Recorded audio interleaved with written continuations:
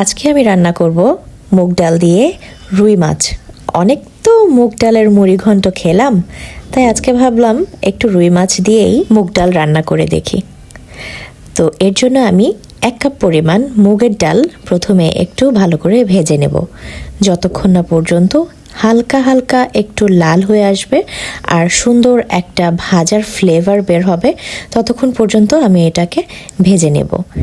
ভাজা হয়ে গেলে এটাকে আমি নর্মাল ঠান্ডা পানি দিয়ে 2 থেকে 3 বার ধুয়ে নেব।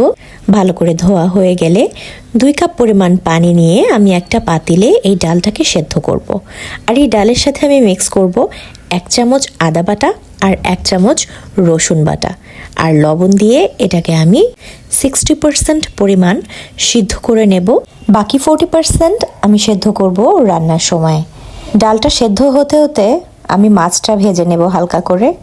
মাছ ভাজার জন্য আমি একটা ফ্রাই প্যানে 1/2 কাপ পরিমাণ তেল নিয়ে নিচ্ছি। এই তেলটাতেই আমি মাছ ভাজবো আর বাকি যে তেলটুকু থাকবে সেটাতেই আমি সম্পূর্ণ রান্নাটা শেষ করব। মাছগুলোকে আমি প্রথমে ধুয়ে এতে সামান্য লবণ আর একটু হলুদ মিশিয়ে মেখে প্রথমে এটাকে আমি একটু ভেজে নেব। এক পিঠ ভাজা হয়ে গেলে অন্য পিঠটাও হালকা হালকা করে ভেজে নেব। খুব বেশি কড়া করে এটাকে আমি ভাজবো না, খুব হালকা করে ভাজবো, যাতে মাছের ভেতরের অংশটা একটু নরম থাকে আর ওপরের অংশটা একটু লাল লাল করে ভাজা হয়। মাছের এক একটা পিঠ আমি 2 থেকে 3 মিনিট করে ভেজেছি, খুব বেশি ভাজার এখানে কোনো প্রয়োজন নেই।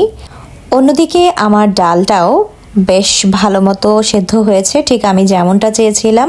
60% মানে ভেতরটা একটু কাঁচা থাকবে। আর অন্যদিকে মাছটাও কিন্তু আমার ভাজা হয়ে গেছে। এখন আমি মাছটাকেও একটা জারে তুলে ফেলবো। আর এই মাছ ভাজা তেলের মধ্যেই আমি ডালটাকে প্রথমে রান্না করব। বাকি রান্নাটা কমপ্লিট করার জন্য আমি নিয়ে নিচ্ছি 1 কাপ পরিমাণ পেঁয়াজ কুচি। পেঁয়াজ কুচিটাকে একটু লাল লাল করে ভেজে নেব প্রথমে। পেঁয়াজটা যখন একটু লাল হয়ে আসবে বা বেরেস্তার মতো একটু গন্ধ বের হবে, তখন এর থেকে সামান্য পরিমাণ বেরেস্তা আমি একটা প্লেটে তুলে রাখবো।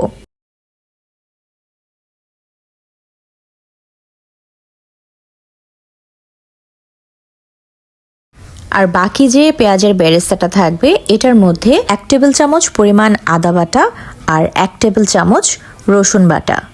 প্রথমে আদা রসুনটাকে একটু কাঁচা কাঁচা গন্ধটা যাওয়ার জন্য হালকা করে ভেজে নিতে হবে। সামান্য একটু পানি দিয়ে দিচ্ছি, কারণ মশলাটা একটু শুকিয়ে এসেছিল। এখন আমি এটাকে একটু ভালো করে নেড়ে চেড়ে আর একটু কষিয়ে নেব। যখন পানিটা শুকিয়ে আসবে তার মধ্যে আমি 1 চা চামচ হলুদের গুঁড়া, 1 চা চামচ ধনিয়ার গুঁড়া আর 1/2 চা চামচ জিরার গুঁড়া দিয়ে দিব। আর সাথে যে যেমন ঝাল খান ঠিক তেমনটাই মিক্স করতে পারেন। আমি এখানে 1/2 চামচ পরিমাণ মরিচের গুঁড়া দিয়েছি। আমি কাঁচা মরিচও ব্যবহার করব, এর জন্য আমি মরিচের পরিমাণটা একটু কম নিয়েছি। এখন সবগুলো মশলাকে ভালো মতো নেড়ে চেড়ে কষিয়ে নিতে হবে। কষানো হয়ে গেলে এর মধ্যে 1/2 কাপ পরিমাণ পানি দিয়ে আরেকটু ভালো মতো কষাতে হবে। কষানো হয়ে গেলে এর মধ্যে আমি একটা তেজপাতা দিয়ে নিচ্ছি একটু ফ্লেভারের জন্য। আমি এছাড়া অন্য কোনো গরম মশলা জাতীয় কিছুই ব্যবহার করব না, শুধু একটা তেজপাতাই এখানে ব্যবহার করেছি। এখন আমার যে 60% সেদ্ধ করা মুগের ডালটা ছিল সেই ডালটা আমি এই মশলার মধ্যে দিয়ে আবারও ভালো করে এটাকে কষাবো। ভালো মতো নেড়েচেড়ে কষানো হয়ে গেলে এর মধ্যে আমি 3 কাপ পরিমাণ নর্মাল পানি মিক্সড করব। তরকারিটা যেহেতু একটু ঘন হবে তাই খুব বেশি পানি এটাতে ইউজ করা যাবে না। আর ডালটাকেও একটু শক্তই রাখতে হবে, যাতে এটা দাঁতের নিচে পড়লে খেতে অনেকটা মজা লাগে। এখন আমি এর মধ্যে 4 থেকে 5টা কাঁচামরিচ জাস্ট মুখটা একটু কেটে দিয়ে দিচ্ছি। আর এই পর্যায়ে সামান্য একটু সেদ্ধ হতে থাকলে তখনই আমি এর মধ্যে 1 চামচ পরিমাণ লবণ দিয়ে দিলাম, কারণ ডাল সেদ্ধ করার সময় এতে কিন্তু লবণ দেয়াই ছিল, তাই এখন আমি 1 চামচ পরিমাণ লবণ এতে দিয়েছি।